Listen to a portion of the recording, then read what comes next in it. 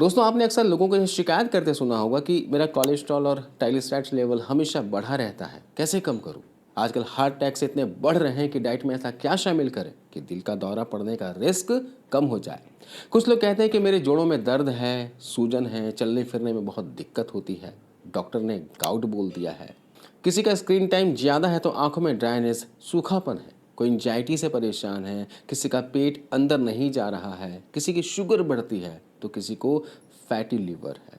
और हाँ, बाल झड़ना और स्किन का ड्राई होना तो जैसे आज के समय में आम बात हो गई है। इन सभी परेशानियों का अगर मैं सिर्फ एक सॉल्यूशन बताऊं तो कैसा रहेगा? जी हाँ, वो सॉल्यूशन है, वो समाधान है ओमेगा 3 फैटी एसिड। ओमेगा 3 एक ऐसा सुपर न्यूट्रिएंट है जो आपके हार्ट, ब्रेन, आँखों, जोड़ों, बालों, स्किन, डायबिटीज़ और मोटापे जैसी कई बड़ी बीमारियों से लड़ने में मदद करता है।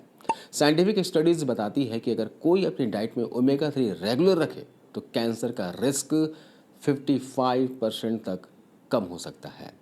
जिन महिलाओं ने प्रेगनेंसी के दौरान ओमेगा 3 लिया तो उनके बच्चों का ब्रेन डेवलपमेंट, दिमागी विकास दूसरों बच्चों से कहीं बेहतर देखा गया। लेकिन दोस्तों, जैसे ही हम ओमेगा 3 का नाम लेते हैं तो हमारे दिमाग में सबसे पहले क्या आता है?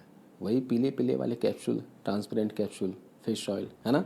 सालमन, टूना, मैकरेल जैसे मछलियों के तेल से बने हुए कैप्सूल्स। लेकिन आज की इस वीडियो में हम साइंटिफिक प्रूफ के साथ बात करेंगे। फिश ऑयल कैप्सूल आपके लिए सबसे बेहतर ऑप्शन क्यों नहीं है? ओमेगा 3 का सबसे बेस्ट 10 वेजिटेरियन फूड्स, शाकाहारी भोजन कौन से हैं? और अगर आपको सप्लीमेंट्स लेना है तो सही सप्लीमेंट चुनने का फॉर्मूला क्या है? तो वीडियो बहुत ज़्यादा इंपॉर्टेंट है, इसलिए बिना स्किप किए आखिर तक ज़रूर देखिए। चलिए शुरू करते हैं। दोस्तों, लगता सबको यही है कि फ़िश ऑयल बेस्ट है, लेकिन साइंस कुछ और ही कहती है। फ़िश ऑयल एक्सट्रैक्ट होने के बाद बहुत जल्दी ऑक्सीडाइज यानी ख़राब हो जाता है। एक बड़ी रिसर्च में सामने आया है कि लगभग 83% फ़िश ऑयल्स के कैप्सूल का तेल आप तक पहुंचने से पहले ही पैकिंग के दौरान ही ख़राब हो चुका होता है। यही वजह है कि रोज़ इसे खाने वालों को भी कुछ खास फ़ायदा नहीं मिलता। 2018 में एक मेगा स्टडी हुई, 10 बड़े ट्रायल्स हुए जिसमें 78,000 लोगों ने हिस्सा लिया। रिजल्ट क्या निकला पता है? फिश ऑयल सप्लीमेंट्स का हार्ट अटैक रोकने में कोई खास असर देखने को नहीं मिला। 2021 में भी स्टडी हुई, 80 ट्रायल्स हुए, 1,12,000 लोग शामिल थे। रिजल्ट फिर वही था, कोई खास फायदा नहीं मिला। रिसेंट स्टडीज़ हुई, उसमें खराब ऑक्सीडाइज फिश ऑयल लेने से उल्टा शरीर में इन्फ्लेमेशन, सूजन बढ़ सकती है जो नुकसान पहुंचाती है। और दोस्तों, अगर आप ये देख लो कि यह ऑयल निकालने के लिए मछलियों को किस तरह मारा जाता है, उसकी चटनी बनाई जाती है, तो शायद आपका दिल ही ना करे इसे खाने का। किसी जीव को मारकर अपनी हेल्थ सुधारना हमारे आयुर्वेदिक और सांस्कृतिक मूल्यों के खिलाफ है।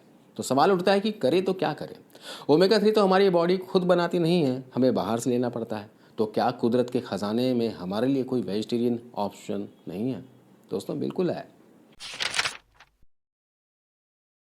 आज अगर आप इन 10 में से सिर्फ 2 से 3 फूड्स को भी अपने डेली डाइट का हिस्सा बना लेंगे तो आपको कभी किसी कैप्सूल की ज़रूरत नहीं पड़ेगी। सबसे पहला है फ्लैक्स सीड्स। जी, अलसी के बीज। यह वनस्पति जगत में ओमेगा 3 का राजा है। इसमें सिर्फ एक बड़े चम्मच में 1 टेबलस्पून में 2350 mg ओमेगा 3 होता है, जो आपके डेली रिक्वायरमेंट से लगभग 2 गुना है। यह कोलेस्ट्रॉल को कम करता है, ब्लड प्रेशर नॉर्मल रखता है और इसका तैलीय गुण जोड़ों की ग्रीस को, सैनिवल फ्लूइड को बढ़ाता है। इसका फाइबर कब्ज और मोटापे को दूर करता है। तो अलसी को डाइट में शामिल कीजिएगा। इसे कभी भी कच्चे या फिर साबुत मत खाइएगा, क्योंकि इसका बाहरी छिलका बहुत हार्ड होता है और यह बिना पचे शरीर से बाहर निकल जाता है। जैसे हल्का सा ड्राई रोस्ट कर लीजिए, भून लीजिए और फिर पीस कर पाउडर बना लीजिए। इस पाउडर को आप आटे में गूंथ कर रोटी बनाकर खा सकते हैं, दही में मिलाकर खा सकते हैं, या फिर आप पानी के साथ भी ले सकते हैं। थोड़े से गुड़ और घी मिलाकर आप अलसी के लड्डू बनाकर भी शाम को खा सकते हैं। लेकिन ध्यान दीजिएगा, अलसी का पाउडर एक बार में सिर्फ हफ्ते 10 दिन के लिए बनाकर रखिएगा, क्योंकि यह खुली हवा में जल्दी ख़राब होने लगता है। दूसरा है वॉलनट्स, अखरोट। हमारे दिमाग जैसे दिखने वाला यह अखरोट दिमाग के लिए सच में सुपर फूड है। हमारे ब्रेन का 50% हिस्सा फैट से बना है और उसका आधा हिस्सा ओमेगा 3 होता है। एक मुट्ठी अखरोट में लगभग 2700 mg ओमेगा 3 होता है। फ़ायदे की बात करें तो ये मेमोरी, फोकस को बढ़ाता है। रिसर्च कहती है कि अखरोट खाने से जंक फूड की क्रेविंग, तीव्र कंट्रोल होती है, जिससे वेट लॉस में बहुत मदद मिलती है। कैसे खाएं? रोज़ सुबह 3 से 4 भीगे हुए अखरोट की गिरी को खा सकते हैं। रात को भिगो दें और सुबह खा लें। भिगोने से इसकी गर्मी निकल जाती है और डाइजेशन आसान हो जाता है। अगला है दोस्तों चिया सीड्स। आजकल इसकी बहुत मार्केटिंग हो रही है और यह सच में फ़ायदेमंद है। एक बड़े चम्मच में लगभग 2000 mg ओमेगा 3 मिल जाता है। यह हड्डियों को मजबूत करता है और बॉडी के इंटरनल इन्फ्लेमेशन को, अंदरूनी सूजन को कम करता है। तो आप कैसे खा सकते हैं? चिया सीड्स को कभी भी दोस्तों सूखा मत खाइएगा। इसमें पानी सोखने की बहुत अद्भुत क्षमता होती है। अगर बिना भिगोए खा लेंगे तो यह पेट में जाते ही पानी सोख लेगा, जिससे आपको गंभीर कब्ज हो सकती है। इसे हमेशा कम से कम 30 मिनट पानी में भिगोकर ही नींबू पानी, ओट्स या फिर स्मूदी में डालकर खाया करें। बहुत कमाल की चीज़ है। अगर आपको लगता है कि चिया सीड्स विदेशी हैं और महंगे हैं, तो हमारे देश का लोकल सुपरफूड है सब्जा सीड्स। एक बड़े चम्मच में लगभग 1240 mg ओमेगा 3 होता है। आयुर्वेद के हिसाब से यह शरीर की गर्मी को शांत करता है। इसमें चिया सीड्स से भी ज़्यादा फाइबर और कैल्शियम होता है। तो कैसे खाना है दोस्तों? यह पानी में डालते ही 10 से 15 मिनट में फूल जाते हैं। इसे आप शिकंजी, लस्सी में, नींबू पानी में डालकर आराम से खा पी सकते हैं। अगला है दोस्तों पालक। 100 ग्राम पालक में लगभग 370 mg ओमेगा 3 होता है। और जब आप पालक की सब्जी या फिर साग खाते हैं तो आराम से 1000 mg तक ओमेगा 3 मिल जाता है, जो ब्लड प्रेशर को नॉर्मल रखने में मदद करता है और भी बहुत से फायदे देता है। अगला है दोस्तों हमारी पारंपरिक काली उड़द की दाल। जी हाँ, ये भी एक अच्छा सोर्स है। 100 ग्राम पकी हुई दाल से लगभग 600 mg तक ओमेगा 3 मिल जाता है। इसके अलावा दोस्तों आपका पसंदीदा राजमा भी पीछे नहीं है। 100 ग्राम पके हुए राजमा से आपको लगभग 550 mg तक ओमेगा 3 मिल जाता है। इसे भी डाइट में शामिल कर सकते हैं। अगला है वह है टोफू यानी सोया पनीर।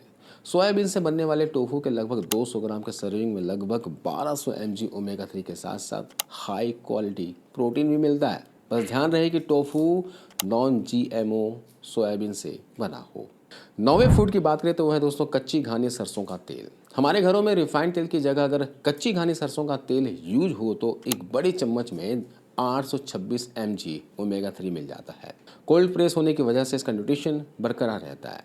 इसके अलावा 10वां बात करें तो वह है दोस्तों देशी घी। पारंपरिक बिलोना विधि यानी दही को मथ कर निकाला हुआ देशी घी ओमेगा 3 से भरपूर होता है। ये बैड कोलेस्ट्रॉल को कम करता है और गुड कोलेस्ट्रॉल को बढ़ाता है। लेकिन दोस्तों यहाँ एक बहुत बड़ा लॉजिकल पॉइंट समझिए। हमारे शरीर में ओमेगा 3 की कमी सिर्फ इसलिए नहीं है कि हम ये चीज़ें नहीं खा रहे हैं, बल्कि इसलिए है क्योंकि हम रिफाइंड ऑयल खा रहे हैं। रिफाइंड ऑयल्स में ओमेगा 6 फैटी एसिड बहुत हाई होते हैं। हमारी बॉडी में ओमेगा 3 और ओमेगा 6 दोनों को अब्जॉर्व करने के लिए, सोखने के लिए एक ही एंजाइम होता है। अगर आप बॉडी में रिफाइंड ऑयल के जरिए बहुत ज़्यादा ओमेगा 6 डालेंगे तो वो एंजाइम सिर्फ ओमेगा 6 को अब्जॉर्व करेगा और ओमेगा 3 बॉडी में सोख ही नहीं पाएगा। ओमेगा 6 और ओमेगा 3 का आइडियल रेशियो है 1/1, है ना, आधा आधा होना चाहिए। लेकिन रिफाइंड ऑयल की वजह से यह 30/1 हो चुका है और यही वजह है कि बॉडी में सूजन, हार्ट ब्लॉकेज और ब्लड प्रेशर बढ़ने की। जी हाँ, इसलिए रिफाइंड ऑयल को दूर से नमस्ते कहिए और कच्ची घानी सरसों का तेल या फिर देशी घी पर वापस आइए। अब बात करते हैं उन लोगों की जो किसी मेडिकल कंडीशन या फिर बिजी रूटीन की वजह से नेचुरल डाइट के साथ साथ सप्लीमेंट भी लेना चाहते हैं। मार्केट में इतने प्रोडक्ट्स हैं कि लोग कंफ्यूज हो जाते हैं। तो जब भी आप सप्लीमेंट खरीदें तो इन बातों का ध्यान रखें। पहला है सोर्स। अगर आप नॉन वेजिटेरियन हैं, है ना, तो आप fish oil, cod liver oil या फिर क्रील ऑयल ले सकते हैं। क्रील ऑयल में शक्तिशाली एंटीऑक्सीडेंट होता है जो ऑयल को ख़राब होने से बचाता है। कॉड लिवर ऑयल में नेचुरली विटामिन ए और डी भी होता है। इसके अलावा अगर आप वेजिटेरियन हैं, वीगन हैं, तो आपके लिए बेस्ट सोर्स है एल्गल ऑयल, जो समुद्री काई से बनता है। ये नेचुरली EPA और DHA में बहुत रिच होता है और इसकी अब्जॉर्प्शन बेस्ट होती है। फ्लैक्सीड्स ऑयल सप्लीमेंट लेने से बचें क्योंकि इसमें सिर्फ ALA होता है, जिसे बॉडी EPA DHA में अच्छे से कन्वर्ट नहीं कर पाती, खासकर अगर आपको डायबिटीज या फिर हाई कोलेस्ट्रॉल हो। दूसरा है अमाउंट यानी मात्रा। कैप्सूल का साइज कितना बड़ा है, यानी 500 mg का है या फिर 1000 mg का है, उससे फ़र्क नहीं पड़ता। फ़र्क इससे पड़ता है कि उसमें EPA और DHA का एक्चुअल वास्तविक अमाउंट कितना है। हमेशा लेवल के पीछे चेक करें कि EPA और DHA हाई अमाउंट में हो। कई कंपनियां इसे ट्रिपल स्ट्रेंथ लिखती है, जिसमें 900 mg तक EPA DHA होता है। तीसरा है ओमेगा 3 किस केमिकल रूप में है, इस बात का ध्यान रखना जरूरी है। इसकी ऑब्जॉर्प्शन तय करता है। मार्केट में सस्ते सप्लीमेंट्स इथाइल एस्टर रूप में होते हैं, जिसे बॉडी अच्छे से ऑब्जॉर्व नहीं करती। हमेशा लेवल पर चेक करें कि वो ट्राइग्लिसराइड फॉर्म या फिर फ्री फैटी एसिड फॉर्म या फॉस्फोलिपिड्स फॉर्म में हो। ये बेस्ट अब्जॉर्व होते हैं। और चौथा सबसे इंपॉर्टेंट है प्योरिटी, शुद्धता। आजकल समंदर में हैवी मेटल्स का पॉल्यूशन बहुत बढ़ गया है जो मछलियों के अंदर चला जाता है। इसलिए सप्लीमेंट वही लें जो heavy metal contamination free certificate हो या फिर थर्ड पार्टी लैब टेस्टेड हो, नहीं तो यह शरीर को फायदे की जगह गंभीर नुकसान पहुंचाएगा। और एक बात का बहुत ध्यान रखिएगा, ओमेगा 3 सप्लीमेंट्स टेम्परेचर से बहुत सेंसिटिव होते हैं। अगर आपके यहाँ गर्मी ज़्यादा है तो सप्लीमेंट्स को हमेशा फ्रीज में रखें ताकि उनका तेल ऑक्सीडाइज होकर ख़राब ना हो। तो दोस्तों, आशा करता हूँ कि अब आपको ओमेगा 3 का पूरा सच समझ आ गया होगा।